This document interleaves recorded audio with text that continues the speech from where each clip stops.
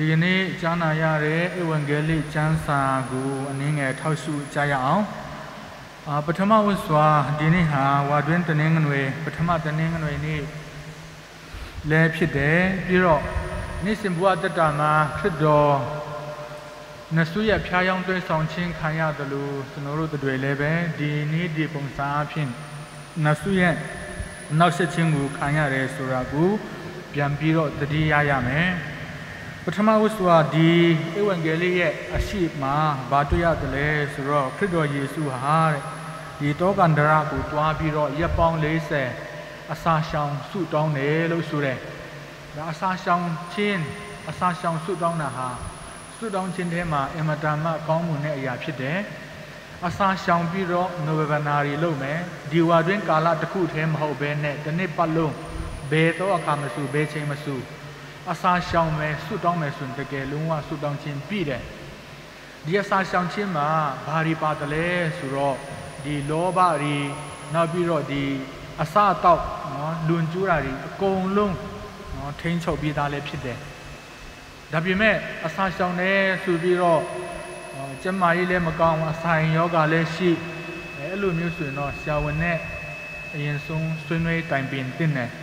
မဟုတ်ဘဲနဲ့ဒီ blind ကြီးနော်ခရစ်တော်ကိုအတုခိုးပြီးတော့ရက်ပေါင်း30 40အဆောင်ရှောင်မယ်ဆိုရင်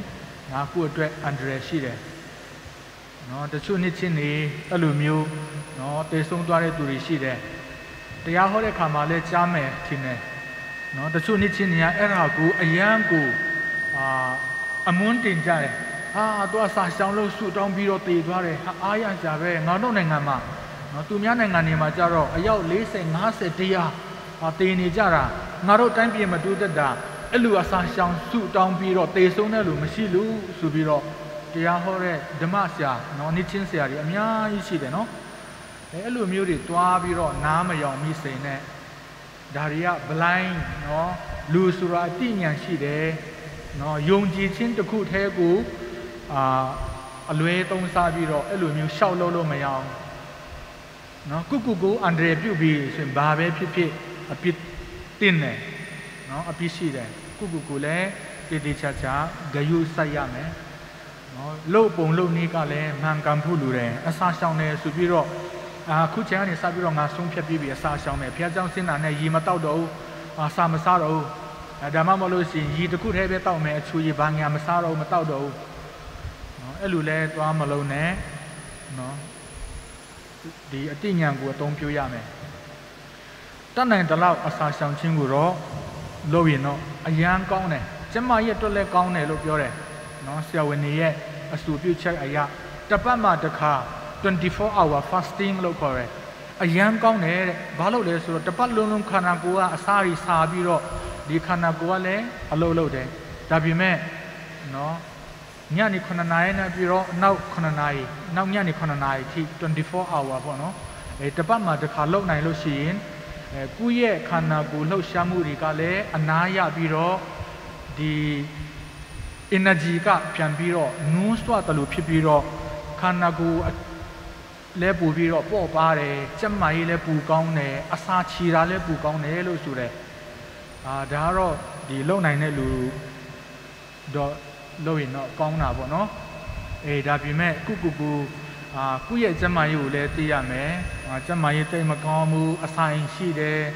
နော်ပင်ပန်းအလုပ်လုပ်ရတယ်ဆိုရင်ဒါတွေကိုမစင်မချင်နဲ့နော်အစာရှောင်တာတို့ဘာတို့ကိုသွားမလို့ရအောင်ဖြစ်နိုင်တယ်ဆိုတော့တနေ့ကျွန်တော်တို့ထမင်းစားတဲ့အခါမှာတပကံစားတယ်ဆိုရင်3 ပုံ 1 ပုံလောက်ဖယ်ပြီးတော့3 ပုံ 2 ပုံလောက်ကိုစားဒါမှမဟုတ်လို့ရှိရင်စက်သား1 ဒုံး 2 ဒုံးစားတယ်ဆိုရင်3 ဒုံးလောက်စားတယ်ဆိုရင်2 ဒုံးကိုစားအဲ့လိုမျိုးတဖြည်းဖြည်းနဲ့ short ပြီးတော့လုပ်ရင်အစာရှောင်တာဆူတောင်းတာအရန်ကောင်းတယ်ကျွန်တော်ကိုယ်တိုင်လည်းပဲအဲ့လိုမျိုးအများကြီးလုပ်ခဲ့တယ်ကျောင်းသားဘဝတုန်းကနော်စာကျက်ဆရာတွေအများကြီးရှိတယ်နော်မနှဲမနှောပေါ့နော်အဲ့ရင်တောင်မှကိုယ်ကောင်းကပူထူတယ်လို့ခံစားရတယ်နော်ဒီရန်ဖြစ်တင်ကျောင်းသားဘဝတုန်းကဆိုရင်မနေ့9 နာရီကနေပြီးတော့ဟူးည6 နာရီထိပြီးတော့10 နာရီခွဲကနေပြီးတော့ဟူး17 နာရီထိတစ်ချိန်လုံးစာနဲ့ပဲလုံးပန်းရတယ်ဆိုတော့စာများတယ်ဆိုတော့ခေါင်းကအရန်ထူပူတယ် အဲ့လိုမျိုးချိန်မှာတခါတလေကျရင်နိုဝင်နာကိုအားနဲ့ကိုညဆူတောင်းမေတ္တာဆိုတဲ့ချိန်မှာနိုဝင်နာပုံမှန်ဆူတယ်အမြဲတမ်းလမ်းပြတာရာကိုအသုံးပြုတယ်ပြီးတော့ဒီအစားကိုတတ်နိုင်တဲ့လောက်နော်ရှော့ပြီးတော့စားတယ်တစ်လုံးဖြစ်ဖြစ်နှလုံးဖြစ်ဖြစ်ပေါ့နော်ရှော့ပြီးတော့စားတယ်အရန်ကိုအထူးအကျိုးကျေးဇူးများတယ်နော်နေ့စဉ်ဘဝတက်တာမှာဒါလေးတွေကတိတ်မခက်ခဲပြီမဲ့နော်လှုပ်ဖို့ရအတွက်တခါတလေကြာရင်မလွယ်ဘူးစမ်းကြည့်စေချင်တယ်ဒါကတော့ဒီအစာရှောင်ခြင်းနဲ့ပတ်သက်ပြီးတော့အားပေးတာနောက်ပြီးတော့မိမိရဲ့အတွေ့အကြုံကိုလည်းအနည်းနဲ့အများပေါ့နော်ဝင်ခလိုတာဖြစ်တယ်အစာရှောင်တဲ့အခါမှာဗလိုင်းကြီးပေါ့နော်အစာမရှောင်ပါနဲ့အစာရှောင်တာကောင်းတယ်တဖြည်းဖြည်းနဲ့ရှော့ပြီးတော့နောက်တစ်ခါကိုနိုင်ပြီဆိုရင်တော့အစာရှောင်တာတော့ကောင်းတယ်နောက်ပြီးတော့ဒီကျမ်းစာရဲ့ဒုတိယပိုင်းကိုဆက်ပြီးတော့ကြည့်ရအောင်ပထမဦးစွာနတ်ဆုကခရစ်တော်ယေရှုကိုအစာအပေါင်းနဲ့နော်ဒီဖျားယောင်းတွေးဆောင်တယ်ခရစ်တော်အစာအပေါင်းနဲ့ဖျားယောင်းတွေးဆောင်ခြင်းခံရတယ်လို့ကျွန်တော်တို့တွေလည်းပဲနေ့စဉ်ဘဝတက်တာမှာဒီအစာအပေါင်းနဲ့ဖျားယောင်းတွေးဆောင်ခြင်းခံရတယ်နေ့စဉ်ကျွန်တော်တို့အလုပ်လုပ်နေကြတယ်ဒါတွေကိုကျွန်တော်တို့ဒီအပိုင်းပေါ့နော်အပိုင်းလိုက်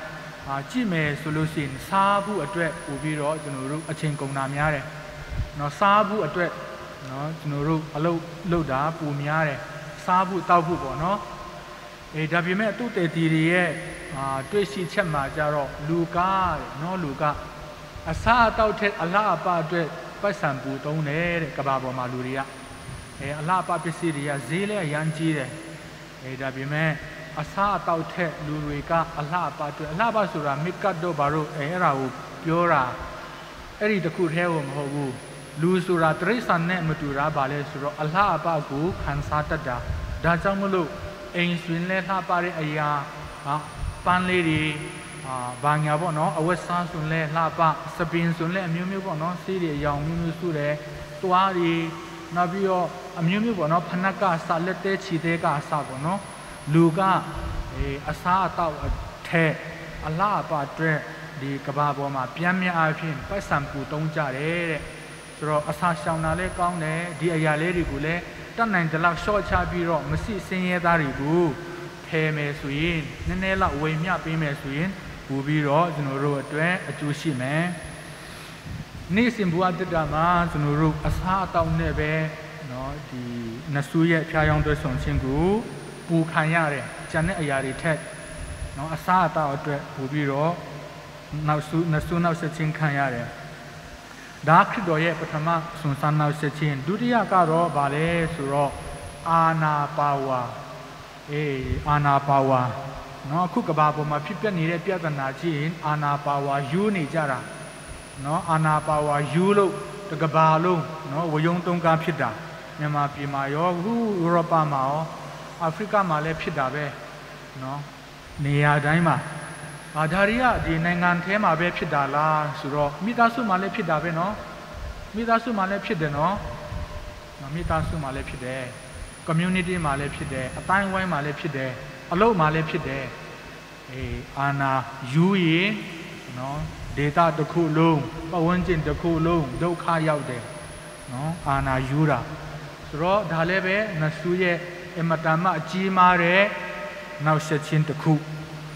အာနာပါဝါဆိုတာဖျားစီကလာတာတကယ်တမ်းဆိုရင်တော့တိုင်းပြည်ရဲ့အာနာလည်းဖျားစီကလာတာဒါပေမဲ့ဒီအာနာပါဝါအလွဲသုံးစပြီးဆိုလို့ရှိရင်ဘယ်သူအတွက်မှမကောင်းဘူးအတင်းတော်ထဲမှာလည်းဆရာတော်တွေလည်းရှိတယ်ဘုန်းကြီးတွေလည်းရှိတယ်အာနာပါဝါအလွဲသုံးစားတာဂောပကတွေလည်းရှိတယ်ဓမ္မဆရာတွေလည်းရှိတယ်အာနာပါဝါအလွဲသုံးစားတာအများကြီးရှိတယ်ဆိုတော့ဒီခုမှရှိတဲ့အာနာလေးတွေကိုနော်အတိုင်းအတာတစ်ခုထိလူတိုင်းမှာအာနာရှိကြတယ်ခုနေရာနဲ့ခုဒါတွေကိုကောင်းကောင်းမွန်မွန်နဲ့အတုံးချတတ်ရမယ်မဟုတ်လို့ရှိရင်နဆူရဲ့ကြောပွန်းထဲကိုကျွန်တော်တို့ရောက်လိမ့်မယ်နောက်ဆုံးအနေနဲ့ဗာလဲဆိုတော့ဒီဖျားကိုစော်ကားတာဒါမှမဟုတ်လို့ရှိရင်ဖျားကိုဒီဘယ်လိုခေါ်မလဲစုံစမ်းနောက်ဆက်တာနဆူကဖျားကိုခရစ်တော်ယေရှုကိုမင်းအပေါ်ကနေနော်ခုံချလိုက်အဲ့လိုဆိုရင်ကောင်းကင်တရားတမန်တွေကအမြင်မထိပဲနဲ့တင့်ကိုပင့်မယ်တင့်ကိုမမယ်ဆိုပြီးတော့ဖ ဖျားယောင်းသွဲဆောင်တယ်ဒါလည်းပဲမာနပေါ့နော်ငါဟုတ်တယ်ငါတကယ်ဖြစ်နိုင်တယ်နော်တကယ်လဲဒီခရစ်တော်မှာအာနာပါဝါရှိတယ်ဒါပေမဲ့ဒီမြောက်ပင်နာနော်မြောက်ပင်ပြောဆိုတာဆိုငငယ်တော့ဆိုလို့ရှိရင်မင်းဟိုကောင်ကိုတွေ့တယ်မလားမင်းထူးရဲလားအဲ့လိုမျိုးနော်ចောင်းမှာငငယ်ကလေးကငငယ်တော့အဲ့လိုမျိုးမြောက်ပင်ပြောဆိုတာနော်အဲ့လိုမျိုးခံရတဲ့ခါမှာကိုယ့်ရဲ့အသိဉာဏ်ကိုအသုံးပြုရမယ်အထူးသဖြင့်မဆူရနောက်ဆက်ချင်းနဲ့ခံရတဲ့ခါမှာမြောက်ပင်ပြောဆိုတာနော်အဲ့ဒါကိုတတိထားရမယ်ပြီးတော့ဘုရားကိုမစုံစမ်းရဘူးဘုရားကိုမစော်ကားရဘူးဒီနေရာမှာဘာတတိယဖို့အရေးကြီးတယ်လဲဆိုတော့ဘုရားကိုစုံစမ်းခြင်းဆိုတဲ့နေရာမှာဘုရားရဲ့ကရုဏာဘုရားရဲ့သနာခြင်းဘုရားရှင်ရဲ့ဒီလူရီအပေါ်မှာသူ့ရဲ့ချစ်ချင်းသူ့ရဲ့ mercy သူ့ရဲ့သနာကရုဏာကိုတခါတလေကျရင်ကျွန်တော်တို့ကစုံစမ်းမိတတ်တာတွေရှိတယ်နော်ဒါတွေကိုတတိထားရမယ်ငါအပြစ်ကြီးတယ်ငါဘုရားကြောင့်မတက်တာလဲကြာပြီဒါမှမဟုတ်လို့ရှင်ငါအပတ်မဖြေတာလဲကြာပြီခုဖြေရောဘာထိုးလဲဒါမှမဟုတ်လို့ရှင်ဘုရားရှင်ရဲ့ဒီကရုဏာဘုရားရှင်ရဲ့ဒီချစ်ချင်းကိုကျွန်တော်တို့ဒီအမြဲတမ်းစုံစမ်းပြီးတော့အမြဲတမ်းဒီအထင်အမြင်ပေါ့နော်လွဲမအောင်ကျွန်တော်တို့စဉ်းစားမိတဲ့အချိန်အများကြီးရှိတယ်အလွဲသုံးစားတာပေါ့နော်ဒါတွေကိုတတိထားရမယ်နော်အထူးသဖြင့်ဒီကနေ့ပထမတနင်္ဂနွေနေ့မှာနော်နတ်ဆုကခရစ်တော်ယေရှုကို၃မျိုး၃ပုံစံနဲ့ပေါ့နော်နောက်ဆက်တယ်ထိုနေ့သူဆိုပဲကျွန်တော်တို့ရဲ့နေ့စဉ်ဘဝတက်တာမှာနတ်ဆုကကျွန်တော်တို့ကိုဒီနေ့ကိုပဲအသုံးပြုပြီးတော့ဆက်လက်ပြီးတော့စုံစမ်းနောက်ဆက်နေတယ်နော်နေ့စဉ်ဘဝတက်တာမှာနာရီတိုင်းစက္ကန့်တိုင်းမှာဒါတွေကိုတွန်းလှန်နိုင်ဖို့ရအတွက်ကျွန်တော်တို့အနေနဲ့ဆုတောင်းဖို့လိုတယ်အထူးသဖြင့်ဒီဝါတွင်ကာလဟာဆုတောင်းဖို့အကောင်းဆုံးအချိန်နောင်တတရားရဖို့အကောင်းဆုံးအချိန်အပြစ်ဒဏ်ဆက်ဖြစ်ဖို့ရအတွက်အကောင်းဆုံးသောအချိန်ဖြစ်တယ်ဆိုတာကိုပြန်လည်ပြီးတော့တတိယရင်းနဲ့ဝါတွင်ကာလကိုကောင်းမွန်စွာအသုံးချနိုင်အောင်ဆက်လက်ပြီးတော့ကြိုးစားထုတ်ကြစို့